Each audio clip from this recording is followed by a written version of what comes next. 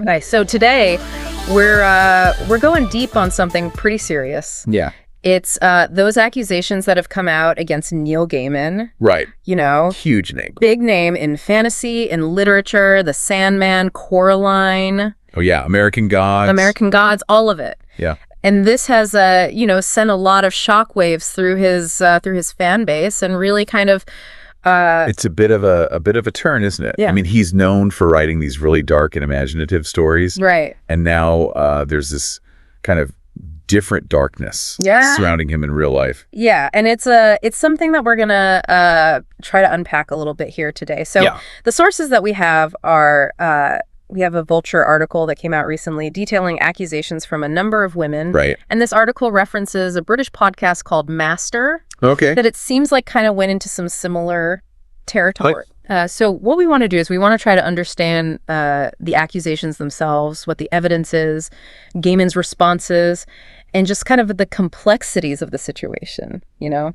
Yeah, to give people context. Not to judge, just to give the information. Just to lay it all out there. So they can understand. Absolutely. One of the things that sort of jumps out at me right away is just the power dynamics at play in these situations. Absolutely. Yeah. And so the Vulture article kind of focuses on a few women specifically. Okay. One of them is Scarlett Pavlovich. Okay. Who was she was a babysitter for Gaiman and his then wife, Amanda Palmer. Right. And she's alleging that Gaiman sexually assaulted her repeatedly while she was caring for his son. And the details are pretty yeah. pretty disturbing. I mean, she alleges that it escalated to anal sex, that he used manipulative language. Right. And even encouraged her to call him master. And it gets even more complicated because she's also claiming that Gaiman's son, who was very young at the time. Oh, wow. Started using some of that same language, like master, and calling her a slave. Wow. So it's just a very kind of unsettling picture. It really paints a picture of manipulation and coercion, and especially when you have this power imbalance. Absolutely. Then you have another woman named Caroline, who worked as a caretaker at Gaiman and Palmer's home in Woodstock. Right. And she says that after her husband moved out, Gaiman initiated a physical relationship with her. Okay. And she claims that his behavior crossed the line, even with his son present. There was one particular incident that she recounts that is particularly troubling, where she was in Gaiman's bed reading to his son. Oh, wow. And Gaiman got home and allegedly touched her inappropriately. Jeez. While his son was still right there in the bed. It's hard to hear that. She describes him as having no boundaries, which is just... Yeah, that's kind of... Yeah. That's pretty chilling, especially given the context. Given the context. Yeah, it makes you wonder, what does that mean for the other people in his life? Yeah, it's a good question. And how they're treated. Yeah, and it seems like there might be a pattern. Of this kind of behavior.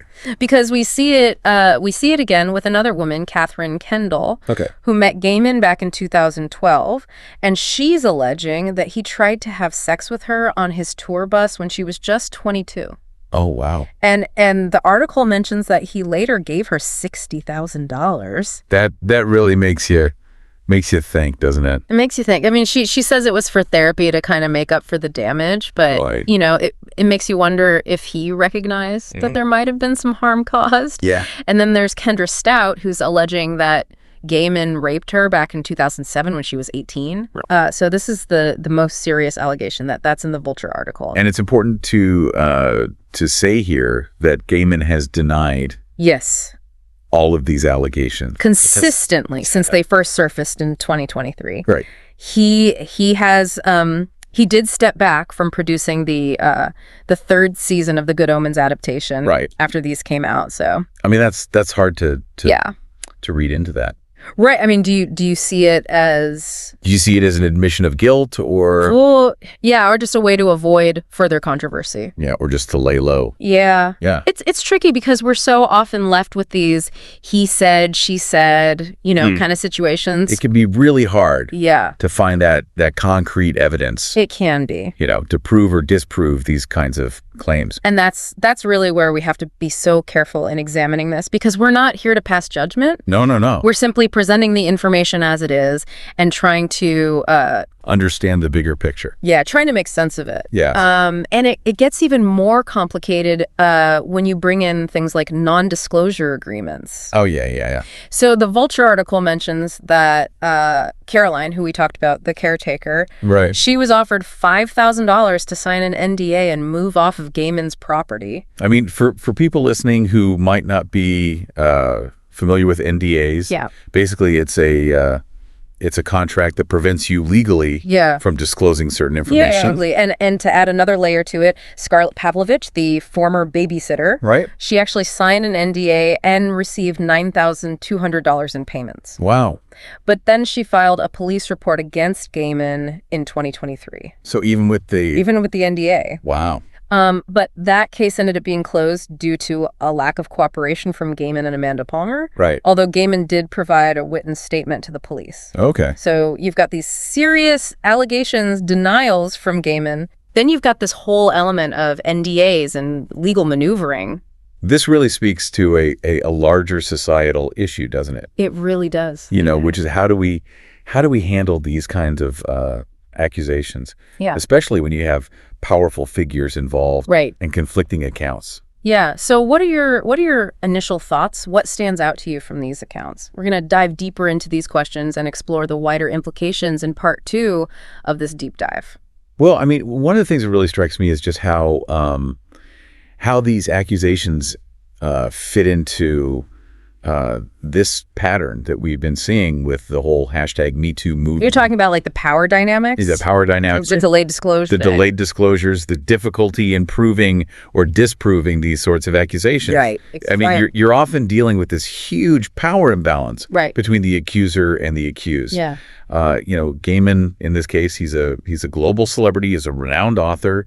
That kind of fame can be incredibly intimidating. Right. For someone who might want to speak out. And the fact that some of these women allege they were offered money to sign NDAs just kind of amplifies that. Amplifies that power dynamic even further, doesn't it? Yeah, it really does. It really does. It makes you wonder, were these NDAs used to protect Gaiman's reputation at the expense of potential victims? Yeah, exactly. I mean, an NDA is a powerful tool to silence people. Yeah. I mean, it's pretty scary when you think about it. It is. And we're also talking about, allegations that involve events that supposedly happened years, even decades ago. Right. And that just makes it all the more challenging to piece together. Yeah. I mean, how actually happened. Reliable are memories. Right. Especially when it comes to trauma. Yeah.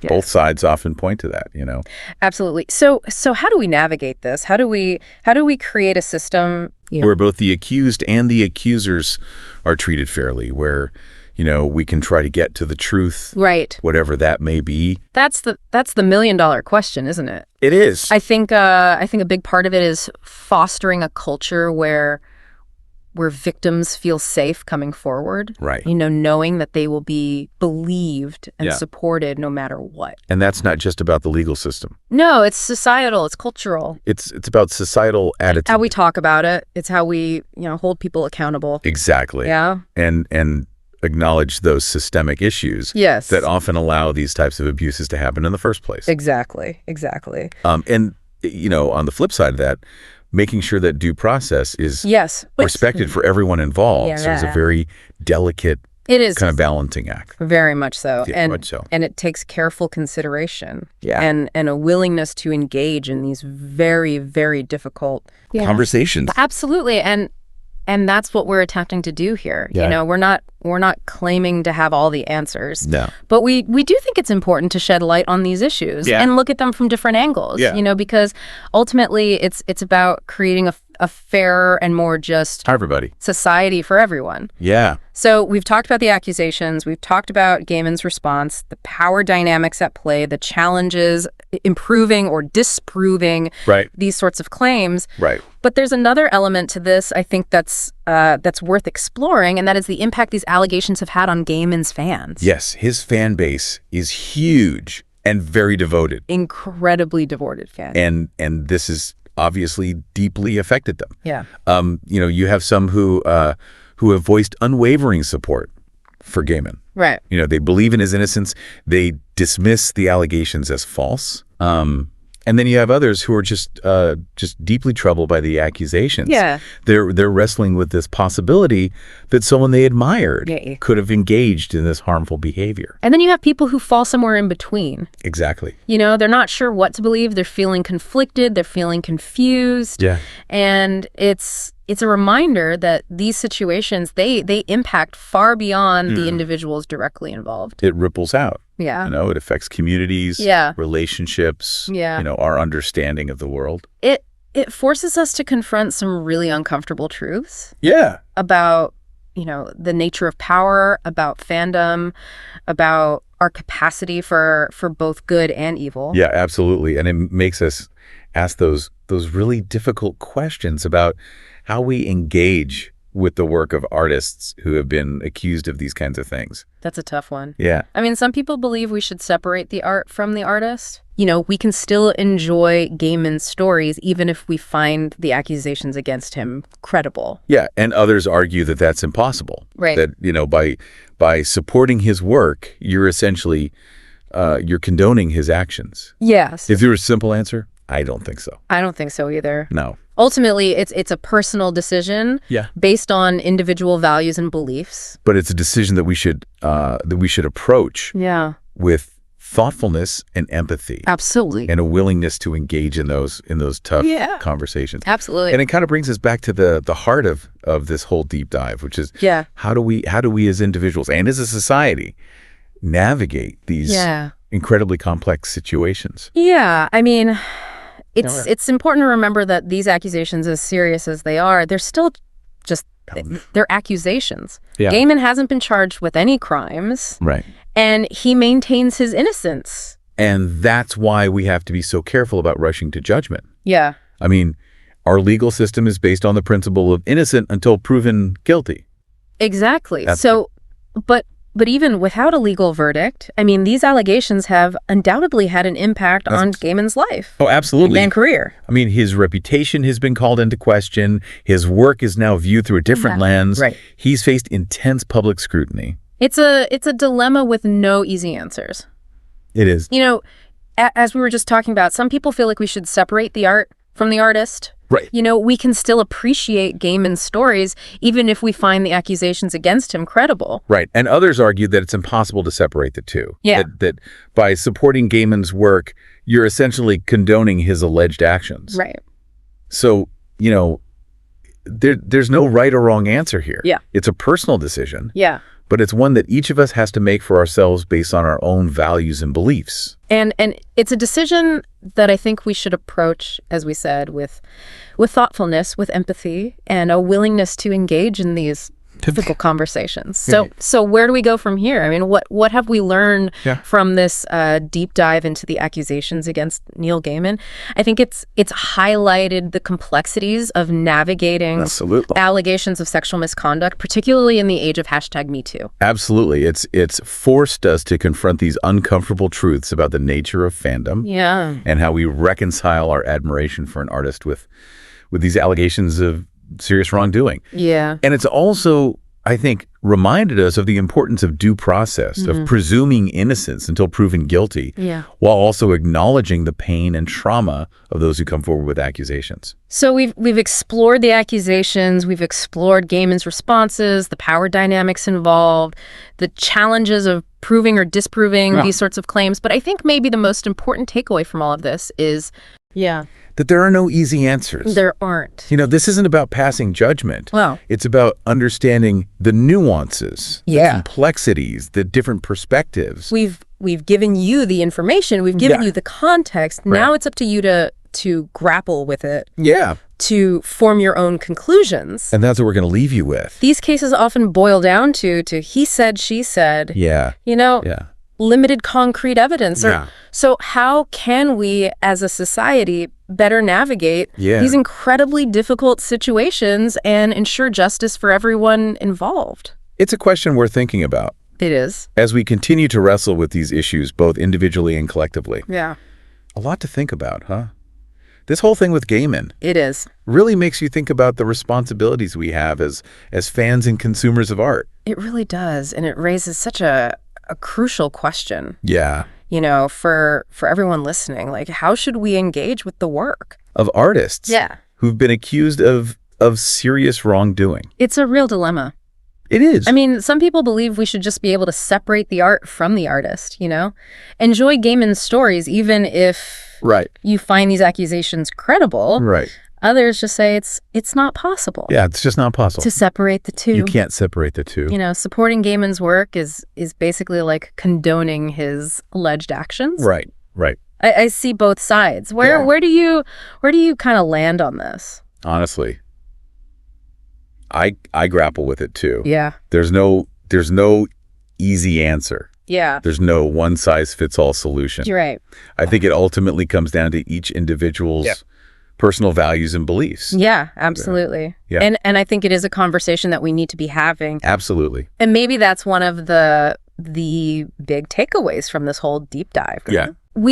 We've gone through the complexities of these accusations. We've looked at the evidence that's been presented, considered the different perspectives, but there's no neat resolution. There isn't. It's not about taking sides. No. It's about understanding. It's about the nuance. The complexities, the gray areas. The gray areas and grappling with those uncomfortable questions. Right, exactly. I mean, we've laid out the puzzle pieces here. Yeah. Now it's up to you to figure out how they fit together. Absolutely. And how this information sits with you. Yeah, how do you feel about it? Yeah.